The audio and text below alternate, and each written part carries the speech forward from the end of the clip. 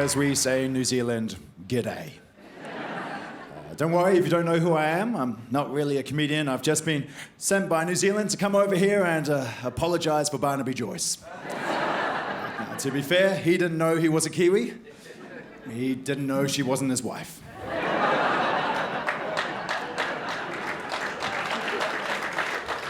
He's not sure it's his kid.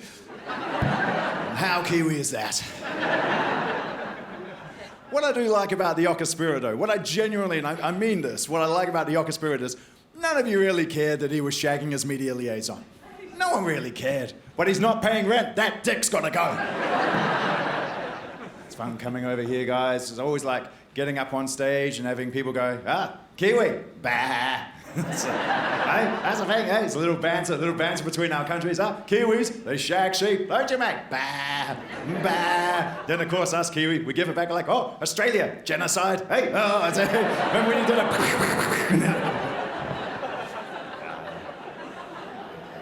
What's the other one you guys like to do? Oh, Kiwis, hey, what time is it? Is it 6 o'clock? Is it time for fish and chops? Say fish and chops. And then we always come and go, oh, Australia, say refugee. Refugee.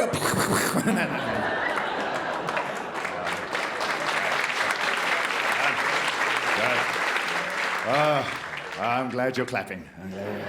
They didn't like that joke in Townsville. I'm not, it's always just a bit of banter though, it's just a bit of banter. I'm not actually Māori myself. A lot of people think I'm Māori because I'm from New Zealand. I'm not one of the indigenous people there. I'm a Samoan or Samoan. Like to tell me how to say my country's name, bless you all. I do have a Māori tattoo, there. That's just for government funding, don't worry about that. Flights are expensive. What I'm trying to tell you, good people, is I'm prepared to fake my ethnicity to avoid Jetstar. That's what I'm trying to tell you. I like drinking good coffee on the plane. That's what I'm trying to tell you, folks.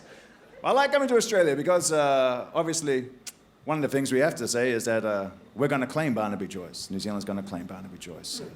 I know, it's a bit of, about time. Now, I know it normally goes the other way, folks. I know normally a Kiwi does something amazing, and then you claim him, don't you?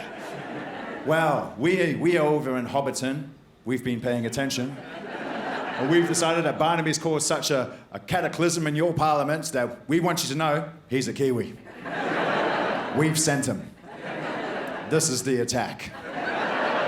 You shouldn't have bowled that cricket ball underarm all those years ago. Although that joke was a bit funnier a week and a half ago. It's interesting though, guys, I gotta say, it's interesting because Australia got great sporting history. I love the sporting history of Australia. You got swimming, amazing. So, you know, Ian Thorpe, the torpedo, is the greatest gay Olympian of all time because he's come out as the greatest gay Olympian of all time. And you don't really celebrate that here yet, but you just got round to human rights. So you're working your way up. No, human rights first. Because the interesting thing about the plebiscite is we, of course, in New Zealand, we had that debate a few years back and was hearing all the same crazy opinions again. Get people going, mate, if these two blokes get married, then people are going to marry horses. In Australia, that's not the way it works. Legalize it. Legalize marrying horses. No one's marrying a horse. No one's showing up to quiz night on Tuesday with their spouse, the horse. And then people go, hey, mate, no, mate, you gotta listen to me. If these two blokes can get married, people are going to have sex with cats. Now, PSA, don't have sex with cats. But also, man wants to marry man, natural human right. Man wants to have sex with animal, darkest place of the internet. And also, fundamentally, people who want to have sex with animals aren't waiting for the legislation. That's not the way it works. But I like actually tennis, a big supporter of tennis. I like watching the Williams sisters, always been a big fan. I like how Serena Williams came over here last year. She won the Australian Open, and then we found out she was pregnant, and that was kind of amazing. And then people came out and were like, well, mate, how pregnant are we talking here?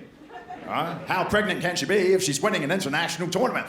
I always say more pregnant than Roger Federer and Rafael Nadal. Enjoy it. Because it resonates to me as a Kiwi, because our Prime Minister is pregnant.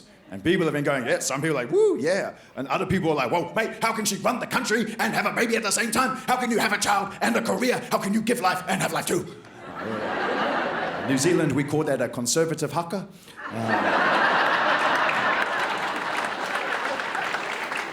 And of course it's nonsense, isn't it, folks? We all know you have Cha in Korea, but also I love how serious New Zealand was taking it, because I would say this with deep love. New Zealand, check yourself.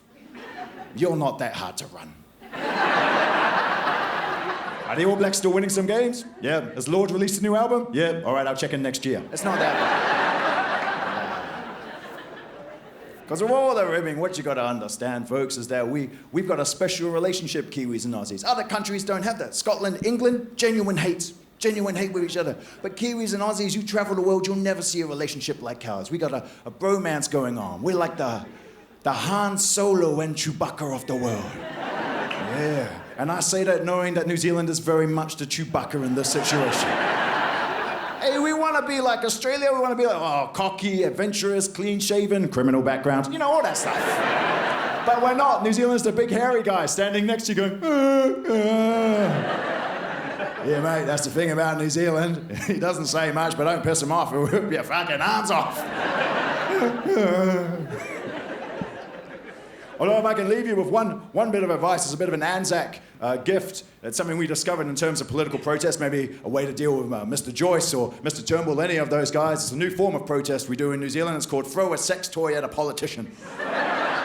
New thing, and I think we should all embrace that because it's in the spirit of the Anzacs, folks. It's the spirit of the Anzacs. What is more in the spirit of the Anzacs than going, I think that politician is a dickhead. How can I show it? I know, I'll throw a dick at his head. My name's James Nokise. Have a very good night.